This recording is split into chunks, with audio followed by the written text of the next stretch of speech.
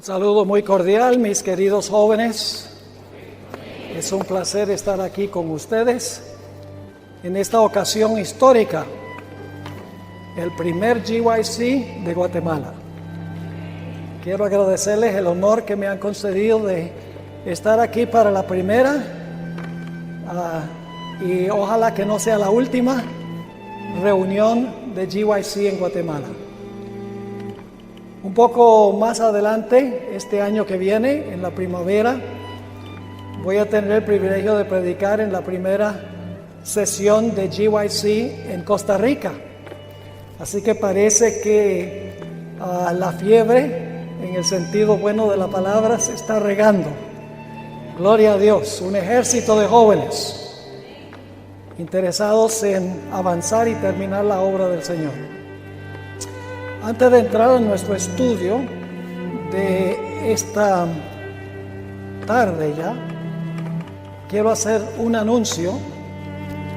Varias personas me han preguntado si tenemos material disponible que hemos traído, DVDs, libros, sílabos, etc. La respuesta es que sí. En el balcón hay dos damas que trabajan con nuestro ministerio. Las dos se llaman Teresa y ellas tienen una mesa con materiales allá. Pueden pasar por allí, hay libros, sílabos, series de DVDs, todo con un excelente precio. También tienen unas tarjetas. Estamos haciendo un sorteo. Si llenan la tarjeta, lo meten en un recipiente allí. Se va a hacer un sorteo de un material donde el ganador va a recibir ese material completamente gratis. También, si quieren llenar la tarjeta para estar en nuestra lista de correos, esporádicamente tenemos artículos, tenemos materiales que ponemos en nuestra página web y así estarán en nuestra lista de correos y tendrán información en cuanto a los artículos y otros materiales que están disponibles.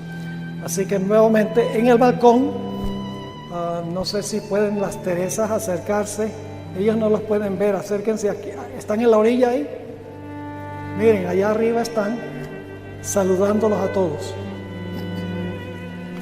Bien, ahora sí vamos a abrir la palabra del Señor. Oremos. Padre Celestial, gracias te damos por el privilegio de estar aquí en esta ocasión histórica.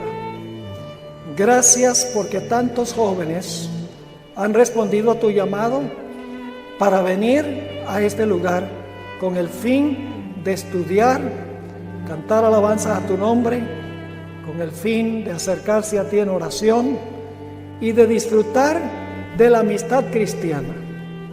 Te pedimos, Señor, al abrir tu palabra, que no regrese a ti vacía, sino que haga un impacto en nuestras mentes y corazones y nos capacite para permanecer firmes y fieles en lo que nos espera. Gracias, Padre, por escuchar esta oración, pues te lo imploramos en el precioso nombre de Cristo, nuestro Salvador. Amén. El tema que voy a presentar en esta tarde va a tener muy pocos comentarios personales. Solamente les voy a describir el marco histórico de cada pasaje que vamos a analizar. El tema que vamos a trazar se trata de Miguel. El nombre de Miguel se menciona tan solo 5 veces en las Sagradas Escrituras. Hay 3 referencias en el Antiguo Testamento en el libro de Daniel. Y hay 2 referencias en el Nuevo Testamento. Una de ellas está en el libro de Judas, el versículo 9. Y la otra referencia está en Apocalipsis, el capítulo 12 y el versículo 7. Ahora, aunque el nombre Miguel solo aparece 5 veces, Miguel aparece en otros textos a donde no se menciona específicamente el nombre. Y vamos a tomar en cuenta esos pasajes también. Lo primero que quiero hacer es compartir con ustedes la etimología del nombre Miguel. El nombre Miguel se compone de 3 palabras hebreas. Mijael. Básicamente el nombre significa ¿quién como Dios? El nombre es un desafío. Podríamos agregarle el verbo ¿quién es como Dios? Y yo añadiría algo al nombre que no es técnicamente parte del nombre. Yo diría ¿quién es como Dios y quién puede lidiar con Él? Ahora, en todos los pasajes que vamos a mirar, nos vamos a dar cuenta que hay ciertos comunes denominadores. En primer lugar, en todos los pasajes, Miguel está en lucha contra Satanás. En segundo lugar, en la lucha o la batalla, Miguel siempre gana. Y en último lugar, no solo gana Miguel, sino también gana con Miguel los que se alían con él. Nuevamente, los 3 comunes denominadores que veremos en todos estos pasajes es, número 1, Miguel siempre aparece en una escena de conflicto con Satanás. En segundo lugar, en ese conflicto, Miguel siempre gana. Y en tercer lugar, los que se alían con Miguel siempre ganan con él. Vamos a nuestro primer ejemplo de la Biblia, que se encuentra en Daniel, el capítulo 10 y el versículo 13. Daniel 10 y el versículo 13. Le voy a dar un poquito de marco histórico para que podamos entender este versículo. Resulta que el pueblo de Israel fue llevado cautivo a Babilonia. Duró 70 años en cautiverio. Pero Dios había prometido que al final de este periodo los reyes de Persia iban a dar ciertos decretos autorizándole al pueblo de Dios a regresar otra vez a su tierra para reconstruir el templo, la ciudad y los muros. Satanás sabía muy bien, por las profecías que Dios había dado a través de Jeremías, que después de los 70 años se iban a dar estos decretos de parte de reyes persas para que el pueblo de Dios regresara otra vez a su tierra para restablecer su nación y su religión. Y por esa razón nos dice la Biblia que Satanás hizo todo lo posible por impedir que los reyes de Persia dieran esos decretos. Y aquí es que llegamos a Daniel 10 y el versículo 13. Aquí está hablando Gabriel, porque Gabriel es el primero que está luchando con los reyes de Persia. Dice Gabriel: mas el príncipe del reino de Persia, que los eruditos entienden ser Satanás, se me opuso durante 21 días. Es decir, Satanás se opuso al esfuerzo de Gabriel por convencer a los reyes de Persia. Y luego dice: pero he aquí Miguel, uno de los principales príncipes, vino para ayudarme y quedé allí con los reyes de Persia. Es decir, Gabriel no pudo solo con el príncipe de Persia, con Satanás. Cuando vino Miguel tuvo éxito en lograr que los reyes de Persia dieran los decretos para librar al pueblo de Dios. Y así fue. En el año 536, Ciro dio su decreto, otro decreto en el año 520, y todos conocemos el decreto del rey Artajerjes en el año 457 a.C. Miguel, junto con Gabriel, prevalecieron sobre Satanás. Allí mismo, en Daniel el capítulo 10 Y el versículo 21 encontramos la segunda referencia de la Biblia sobre Miguel. Es el mismo contexto. La lucha no había terminado solamente con convencer a Ciro que diera su decreto. Era necesario continuar peleando con el príncipe de Persia para que los otros reyes también dieran su decreto para librar al pueblo de Dios. Dice en Daniel 10 y el versículo 21, Él me dijo: ¿sabes por qué he venido a ti? Pues ahora tengo que volver para pelear contra el príncipe de Persia. Aquí está hablando Gabriel. Y al terminar con él, el príncipe de Grecia vendrá. Es decir, todavía le toca luchar con estos reyes para que los reyes favorezcan al pueblo de Dios. Pero noten el versículo 21. Pero yo te declararé lo que está escrito en el libro de la verdad. Ninguno me ayuda contra ellos, sino ¿quién? Sino Miguel, vuestro príncipe. Nuevamente, Miguel viene en ayuda a Gabriel para influir sobre los reyes de Persia, para que den los decretos para librar al pueblo de Dios. Y sabemos históricamente que los decretos se dieron en su tiempo exacto. Es decir, Miguel junto con Gabriel ganaron. El príncipe de Persia perdió y el pueblo de Dios regresó una vez más a su tierra.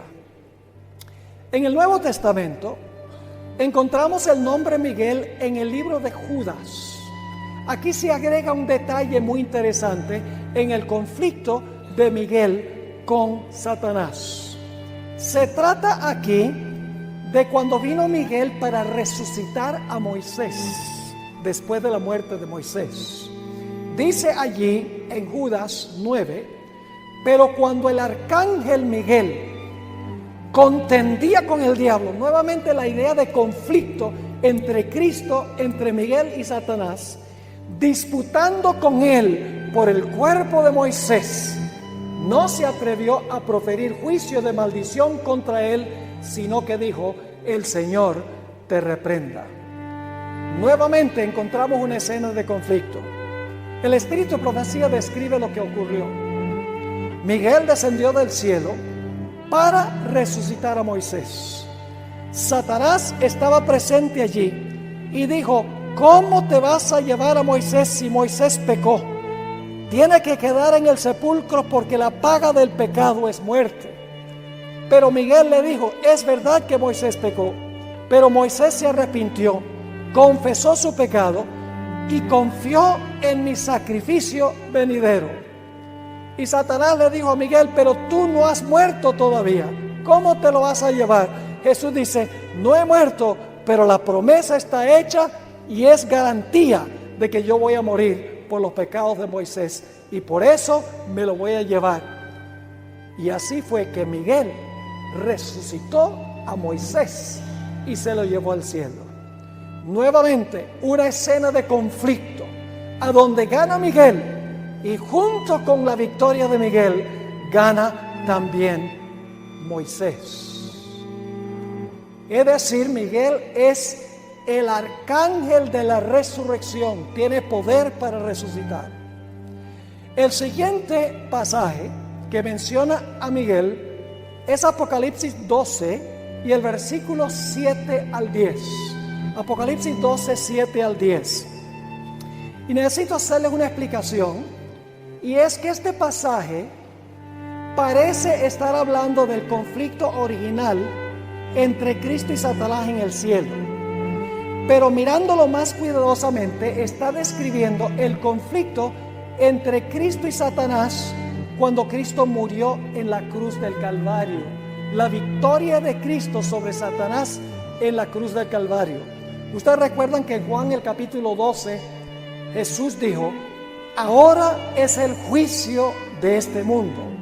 Ahora el príncipe de este mundo será echado fuera.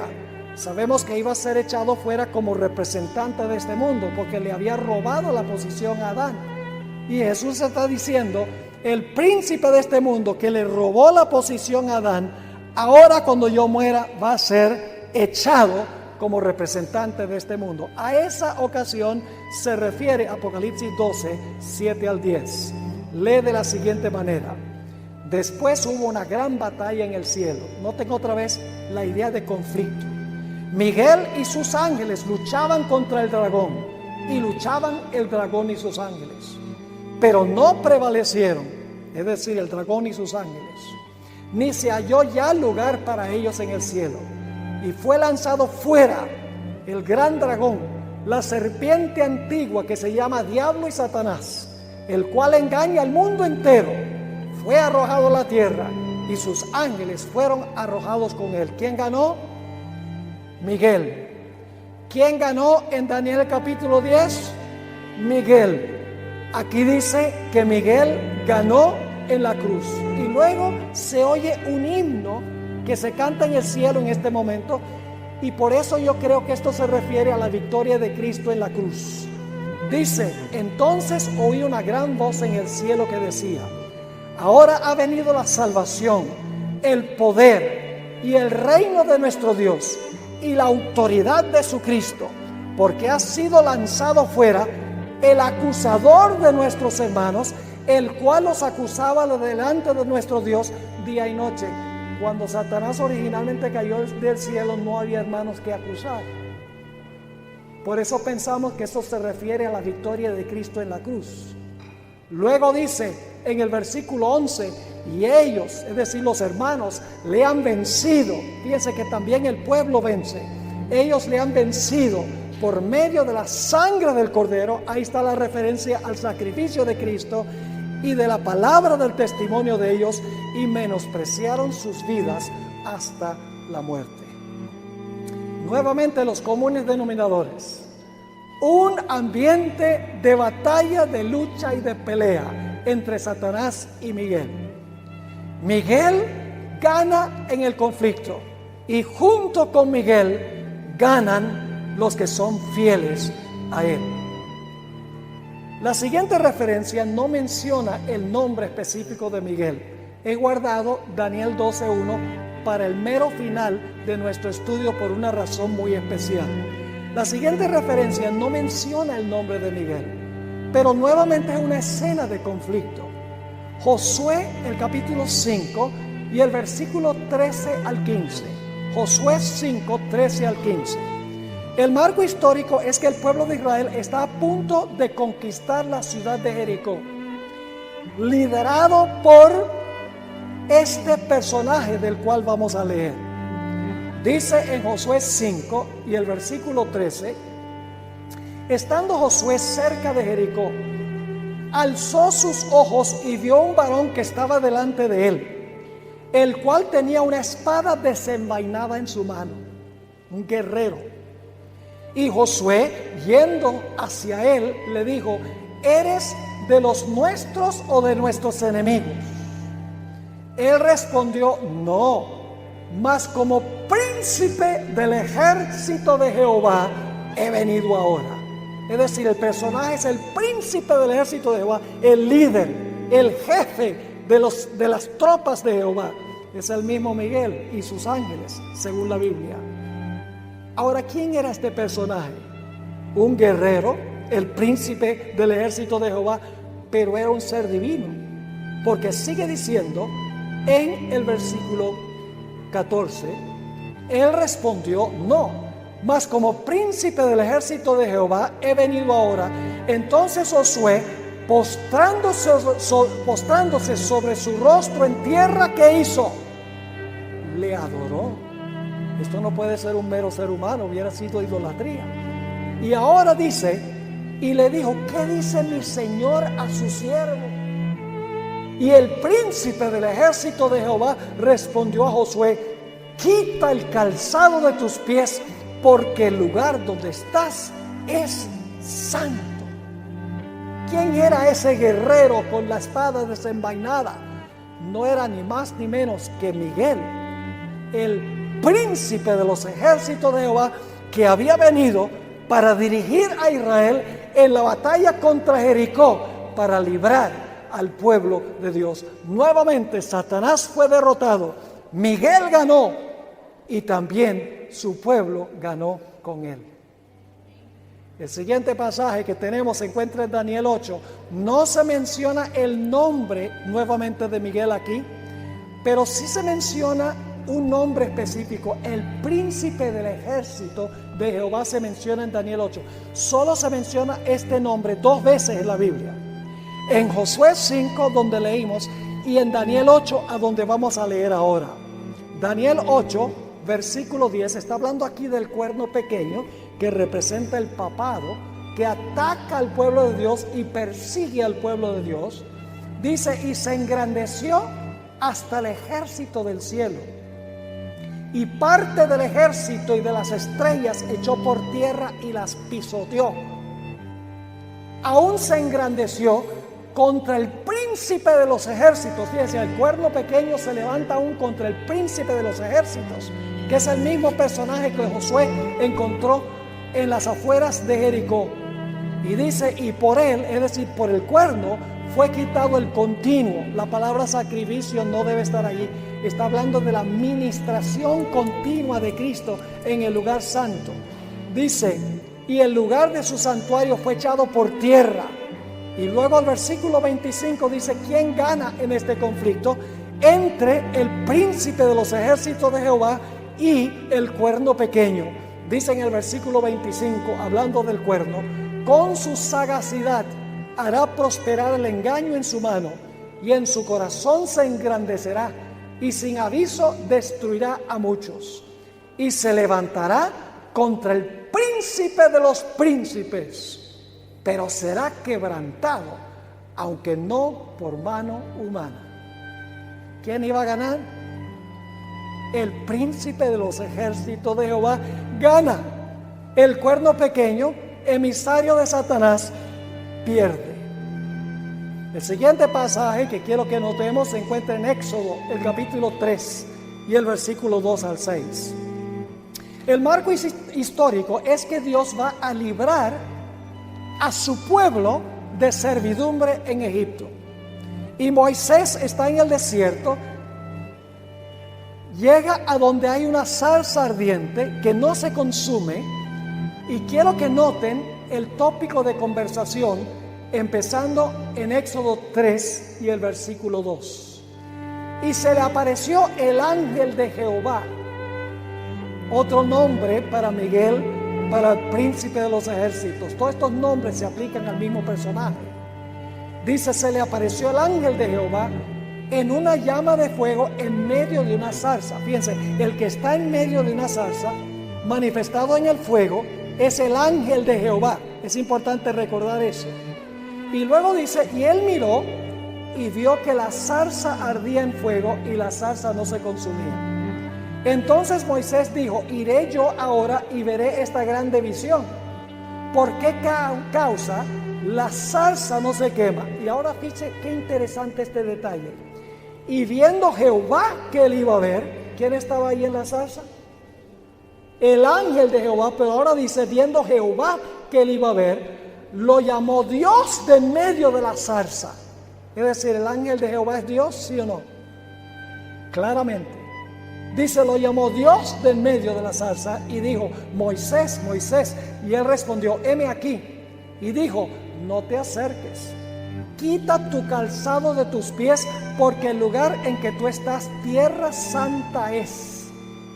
Y dijo, yo soy el Dios. Está hablando todavía el ángel de Jehová. Yo soy el Dios de tu padre, Dios de Abraham, Dios de Isaac y Dios de Jacob. Entonces Moisés cubrió su rostro porque tuvo miedo de mirar a quién, de mirar a Dios. ¿Y a qué venía este ángel de Jehová? Bueno, tenemos que continuar leyendo en el versículo 7.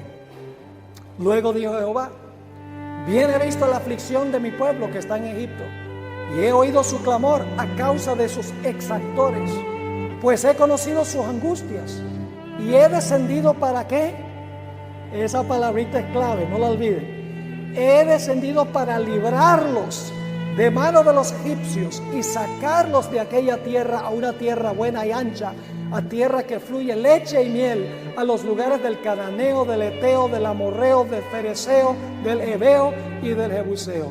Es decir, el ángel de Jehová ha venido a librar a su pueblo de servidumbre. Yo pregunto, ¿tuvo éxito este personaje en librar a su pueblo de servidumbre? ¿Cómo no? ¿Y saben quién era el enemigo de él? Ezequiel 29:3 se refiere a Faraón como el gran dragón. Es decir, el conflicto aquí era entre el ángel de Jehová y el gran dragón. Y Apocalipsis identifica al gran dragón como ¿quién? Como Satanás. Nuevamente, vemos los tres comunes denominadores. Conflicto entre Miguel, el ángel de Jehová, el príncipe de los ejércitos, y Satanás. Victoria de Cristo, de Miguel, del ángel de Jehová, del príncipe de los ejércitos, y junto con él el pueblo también sale victorioso. Otro lugar donde se menciona este personaje, este ángel, es en Génesis 32 y el versículo 9 hasta el versículo 11. Génesis 32, 9 al 11. Aquí está hablando de la experiencia de Jacob. Había estado fuera de casa por un periodo de 20 años por haber mentido a su padre y robado la primogenitura a su hermano. Y ahora estaba regresando otra vez a su tierra. Y nos dice la Biblia que cuando llegó cerca de la frontera, escuchó que su hermano venía inspirado por Satanás con 400 hombres armados para matar a Jacob. Porque Esaú había dicho desde un comienzo: yo hallaré a Jacob mi hermano y lo mataré. Así que Jacob se va solo junto al arroyo de Jaboc para abrir su corazón en oración a Dios para que Dios lo proteja de manos de su hermano. Y voy a empezar leyendo en Génesis 32 y el versículo 9, a donde describe la oración de Jacob. Y recuerden una palabrita clave, ya se las voy a mencionar. Dice: y dijo Jacob: Dios de mi padre Abraham y Dios de mi padre Isaac, Jehová que me dijiste: vuélvete a tu tierra y a tu parentela y yo te haré bien. Menor soy yo que todas las misericordias y que toda la verdad que has usado para con tu siervo. Pues con mi cayado pasé este Jordán y ahora estoy sobre 2 campamentos. Y ahora viene la palabra clave. ¿Cuál es la palabra? Líbrame ahora de la mano de mi hermano, de la mano de Esaú, porque le temo no venga acaso y me hiera la madre con los hijos. Líbrame de la ira de mi hermano. Líbrame de mi enemigo. Ahora, luego nos dice la historia que Jacob, de repente vino un personaje y empezó a luchar con él. Él pensaba que él era el enemigo. Y luchan prácticamente toda la noche. Y cuando está amaneciendo, el personaje le dice a Jacob: suéltame, porque me tengo que ir. Ya Jacob había reconocido que este personaje era sobrenatural, que no era un mero ser humano, porque había tocado el encaje de su muslo y se había descoyuntado. Y ahora el personaje le dice a Jacob: suéltame, porque amanece. Y Jacob se aferra de él y dice: no te soltaré hasta que tú me bendigas. Y la Biblia nos dice que este personaje bendijo a Jacob en ese lugar y le cambió su nombre de Jacob, que significa suplantador, al nombre Israel, que significa príncipe de Dios. Ahora surge la pregunta: ¿quién era ese personaje en esta escena de conflicto? No tenemos que adivinar. En el libro de Oseas, el capítulo 12 y el versículo 4, Oseas, el capítulo 12 y el versículo 4, nos dice con quién luchaba Jacob. No lo dice en Génesis 32, pero sí lo dice el libro de Oseas. Dice allí: ¿y venció a quién? Venció al ángel y prevaleció. Lloró y le rogó. En Betel le halló y allí habló con nosotros. ¿Con quién estaba luchando Jacob? ¿Con quién? Con el ángel. Pero no era un ángel común y corriente. El ángel era Miguel, porque el ángel era Dios. Y usted dice, ¿cómo sabemos que este ángel era Dios? Por el nombre que le puso Jacob a ese lugar. ¿Recuerdan qué nombre le puso Jacob a ese lugar? Lo dice en Génesis 32 y el versículo 30 dice, y llamó el nombre de aquel lugar Peniel. Dos palabras hebreas, Pen, rostro, y El, Dios. Significa rostro de Dios. ¿Qué nombre raro para ponerle ahí a eso? Rostro de Dios. ¿Por qué le puso ese nombre? Explica, porque dijo, vi a Dios cara a cara y fue ¿qué? Librada mi alma. ¿Quién era este ángel?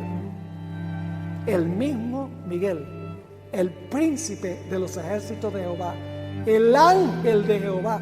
Lleva diferentes nombres en el Antiguo Testamento. Siempre está en una escena de conflicto, siempre gana y prevalece, y los que están con él ganan la victoria también. El siguiente ejemplo que quiero dar se encuentra en Daniel 3. Es muy interesante esta historia. ¿Ustedes la conocen? El rey Nabucodonosor levanta una gigantesca imagen, manda a todos a adorar la imagen, y hay 3 jóvenes que dicen, nosotros no vamos a adorar esta imagen que levantó el rey Nabucodonosor. Como resultado, los 3 jóvenes son traídos a donde está el rey, y en el versículo 15 de Daniel 3 encontramos lo que dice el rey a los 3 jóvenes rebeldes. Ahora pues, ¿estáis dispuestos para que al oír el son de la bocina, de la flauta, del tamboril, del arpa, del salterio, de la zampoña y de todo instrumento de música, os postréis y adoréis la estatua que he hecho? Porque si no la adoraréis, en la misma hora seréis echados en medio de un horno de fuego ardiendo. ¿Y qué Dios será aquel que os, ¿cuál es la palabra clave? Libre de mis manos. ¿Saben? Es interesante esa palabra librar. Se usa solo en 3 capítulos de Daniel. Daniel 3, Daniel 6 y Daniel 12:1. En ninguna otra parte de Daniel aparece ese nombre, esa palabra. Ahora, ¿qué dicen los jóvenes en respuesta? Versículo 16. Sadrach, Mesach y Abednego respondieron al rey Nabucodonosor diciendo, no es necesario que te respondamos sobre este asunto. He aquí nuestro Dios, a quien servimos, puede librarnos. ¿Puede qué? Oh, ahí está la palabra clave. Librarnos del horno de fuego ardiendo, y de tu mano, oh rey, nos librará. Y luego dicen, y si no nos libra, sepas, oh rey, que no serviremos a tus dioses, ni tampoco adoraremos la estatua que has levantado.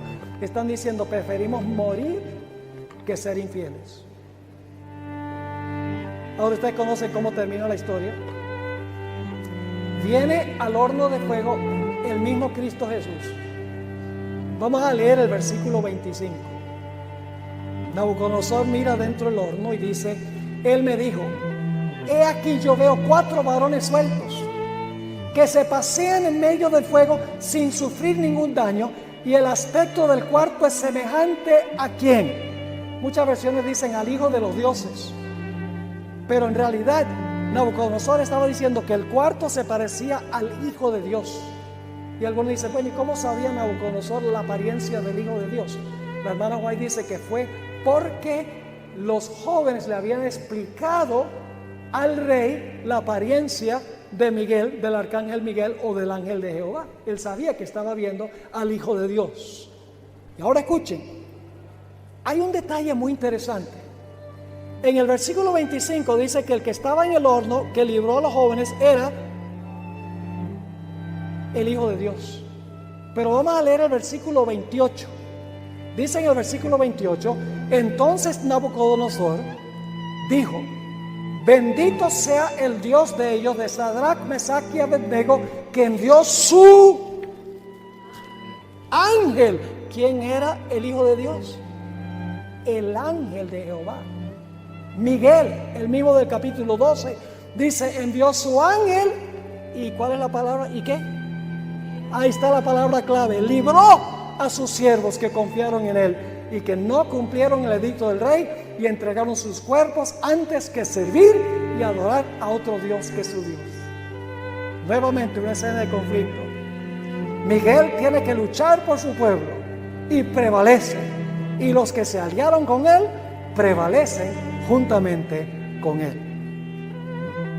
Ahora quiero que vayamos a nuestro siguiente ejemplo, Daniel 6. Una historia parecida. Tiene que ver con adoración. El rey da un decreto de que nadie puede hacer una petición a Dios o a hombre por un periodo de 30 días. Ahora, estos personajes, los líderes políticos, no pasaban a Daniel y a sus amigos, no lo querían para nada. Y quiero que noten que el punto de conflicto es la ley del Dios de Daniel. Dice en Daniel 6:5, entonces dijeron aquellos hombres, no hallaremos contra este Daniel ocasión alguna para acusarle si no la hallamos contra él en relación con la ley de su Dios. Fíjense, en Daniel 3 el punto de contención es la adoración. Dijeron, no vamos a practicar falsa adoración a la imagen que levantó Nabucodonosor. Aquí el punto de contención es la ley de Dios. Entonces los enemigos de Daniel dicen, no podemos hacer nada con él sino con respecto a su religión. Versículo 6. Entonces estos gobernadores y sátrapas se juntaron delante del rey y le dijeron así, rey Darío para siempre vive, todos los gobernadores del reino, magistrados, sátrapas, príncipes y capitanes han acordado por consejo que promulgues un edicto real y lo confirmes, que cualquiera que en el espacio de 30 días demande petición de cualquier dios u hombre fuera de ti, oh rey, sea echado en el foso de los leones. Ahora, oh rey, confirma el decreto y fírmalo para que no pueda ser revocado conforme a la ley de Media y de Persia, la cual no puede ser abrogada. Firmó pues el rey Darío el edicto y la prohibición. Y hubiera sido muy fácil para Daniel decir, bueno, no le probemos la paciencia a esto, vamos a cerrar las ventanas. Pero no lo hizo así. El versículo 10 dice, cuando Daniel supo que el edicto había sido firmado, entró en su casa y abiertas las ventanas de su cámara que daban hacia Jerusalén, se arrodillaba 3 veces al día y oraba y daba gracias delante de su Dios como lo solía hacer antes. Era un siervo de Dios, aún a riesgo de ser echado a un foso de los leones. Bueno, el rey se dio cuenta que sus asesores políticos lo habían engañado y quería hacer todo lo posible por librar a Daniel. Fíjense otra vez cómo aparece la palabra librar en este capítulo. Vamos a empezar en el versículo 14. Cuando el rey oyó el asunto, le pesó en gran manera y resolvió, ¿cuál es la siguiente palabra? Librar, los que tienen sus Biblias, a Daniel. Y hasta la puesta del sol trabajó para librarle. Pero aquellos hombres rodearon al rey y le dijeron, sepa, oh rey, que es ley de Media y de Persia, que ningún edicto u ordenanza que el rey confirme puede ser abrogado. Entonces el rey mandó y trajeron a Daniel y le echaron en el foso de los leones. Y el rey dijo a Daniel, el Dios tuyo, a quien tú continuamente sirves, Él te libre, porque yo no puedo. Es lo que está diciendo el rey. Y fue traída una piedra y puesta sobre la puerta del foso, la cual selló el rey con su anillo y con el anillo de sus príncipes, para que el acuerdo acerca de Daniel no se alterase. Luego el rey se fue a su palacio, se acostó ayuno, ni instrumentos de música fueron traídos delante de él, y se le fue el sueño. El rey pues se levantó muy de mañana y fue apresuradamente al foso de los leones. Y acercándose al foso llamó a voces a Daniel con voz triste. Y le dijo, Daniel, siervo del Dios viviente.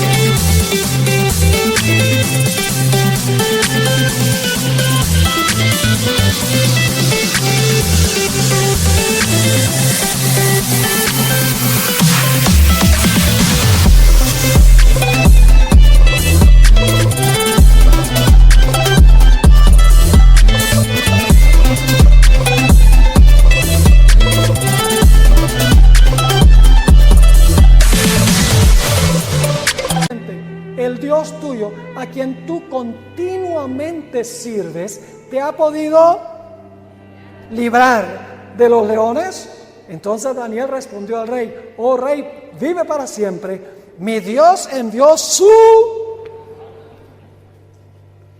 ¿Cuál ángel? El mismo ángel. Envió su ángel, el cual cerró la boca de los leones para que no me hiciesen daño, porque ante él fui hallado inocente, y aún delante de ti, oh rey, yo no he hecho nada malo.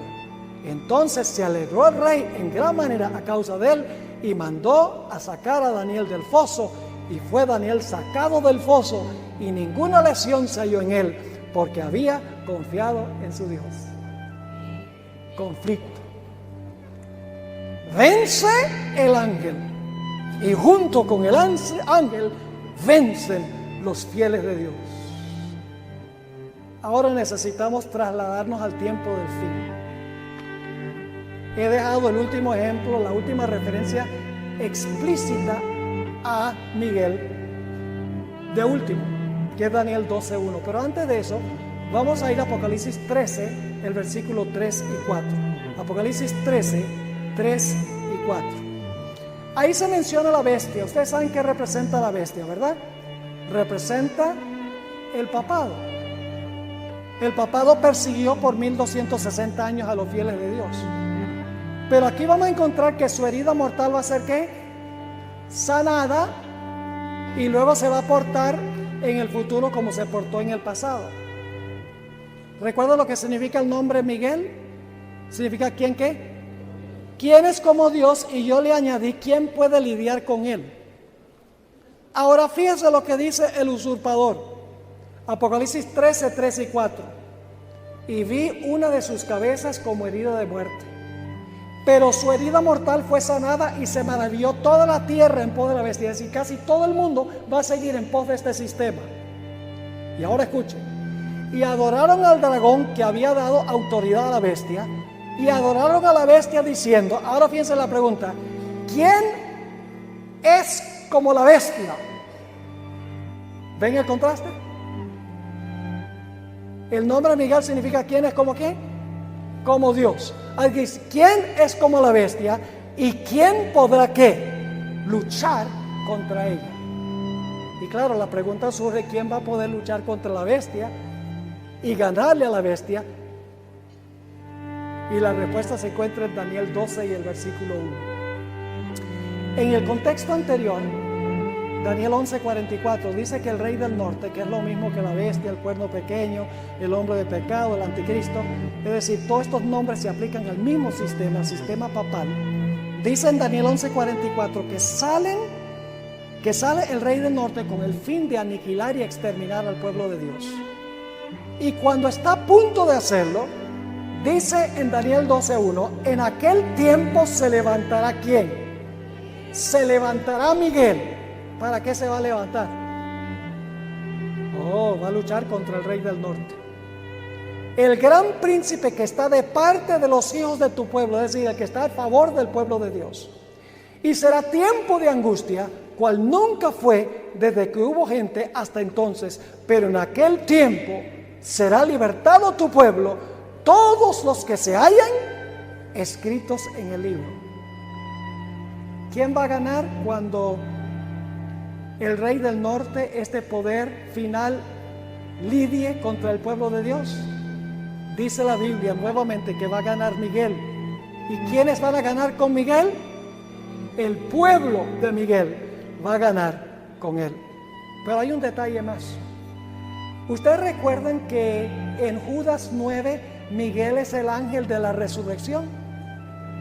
Ahora fíjense lo que va a pasar al final del tiempo de angustia.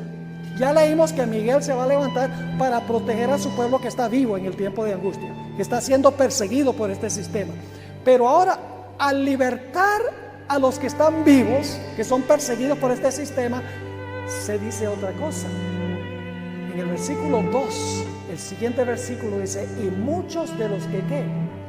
De los que duermen en el polvo de la tierra serán despertados. ¿Quién los va a despertar? Miguel, según el versículo 1. No solamente va a transformar a los vivos, sino que va a librar del sepulcro ¿a quiénes? A los que murieron. Serán despertados, unos para vida eterna y otros para vergüenza y confusión perpetua. Y luego habla de todo el pueblo de Dios en el reino eterno. Dice: los entendidos resplandecerán como el resplandor del firmamento, y los que enseñan la justicia a la multitud como estrellas a perpetua eternidad. Falta un texto por leer. Primera de Tesalonicenses 4, 15 al 17. Ahí se menciona a los vivos y se menciona también a los muertos en Cristo. Y quiero que noten la identidad del que va a resucitar a los muertos y transformar a los vivos.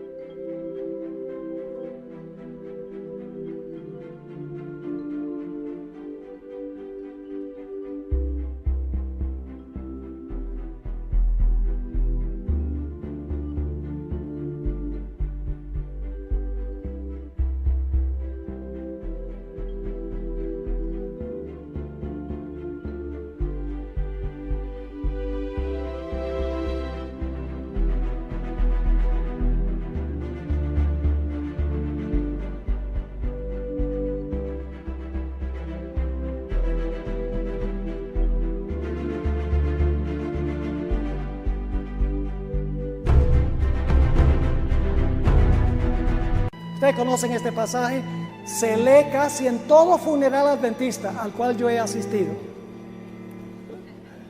Es el pasaje más famoso que se lee en los funerales, y con un motivo muy especial. Dice allí en el versículo 15: por lo cual os decimos esto en palabra del Señor, que nosotros que vivimos, que habremos quedado hasta la venida del Señor, es decir, los que van a estar vivos cuando Cristo venga. Hay un grupo que no va a morir, ni siquiera la muerte física. Nosotros que vivimos, que habremos quedado hasta la venida del Señor, no precederemos a los que durmieron, es decir, los vivos no van a ir al cielo antes que los que murieron. Porque el Señor mismo, ¿quién es el Señor mismo? Jesús, muy bien. Porque el Señor mismo descenderá con voz de mando, con voz de... ¿Qué nombre llevaba el ángel de Judas 9? ¿El qué, Miguel? El arcángel Miguel. Así que dice aquí: porque el Señor mismo con voz de mando, con voz de arcángel y con trompeta de Dios descenderá del cielo. Y los muertos en Cristo resucitarán primero. Luego nosotros, los que vivimos, los que hayamos quedado, seremos arrebatados juntamente con ellos en las nubes para recibir al Señor en el aire, y así estaremos siempre con el Señor. ¿Qué les parece? Yo pregunto, ¿con quién vale la pena aliarnos? ¿Cuántos de ustedes les gusta aliarse con un perdedor? Yo sé que Guatemala es un país, como todos los países latinos, que le gusta mucho el fútbol. ¿Cuánto le gusta ser hinchas de un equipo perdedor? A nadie. Todos nos gusta estar con el ganador, ¿sí o no? Sin embargo, la Biblia dice que la vasta mayoría de los seres humanos van a escoger estar con el perdedor, en vez de escoger estar con el ganador. ¿Quiénes son los que van a ganar? En el sermón que voy a predicar mañana en la mañana, Dios mediante, en el culto divino, voy a hablar de una pequeña frase de Daniel 12:1, donde dice: tu pueblo será libertado, todo aquel que se halle escrito en el libro. ¿Quiénes están escritos en el libro? ¿Qué los distingue de los que no están escritos en el libro? ¿Cómo podemos estar seguros de que nosotros estemos escritos en el libro? Ya seamos que estemos muertos antes que Cristo venga o que estemos vivos. ¿Qué seguridad podemos tener de estar en el libro de aquellos que serán libertados? Los vivos libertados de la ira del rey del norte y los muertos libertados de la esclavitud en el sepulcro. Yo quiero preguntar en esta mañana o en esta tarde, ¿cuántos de los jóvenes quieren decirle al Señor Jesús, yo escojo hoy estar con el ganador, yo escojo estar con Miguel, yo escojo estar con el príncipe de los ejércitos de Jehová, escojo estar con el ángel de Jehová, escojo estar con el ganador, porque cuando estoy con el ganador, yo gano también? Es el deseo de tu corazón. Si es, ponte de pie y dile eso en estos momentos al Señor Jesús. Yo voy a tener una oración para que el Señor bendiga esta decisión que has tomado.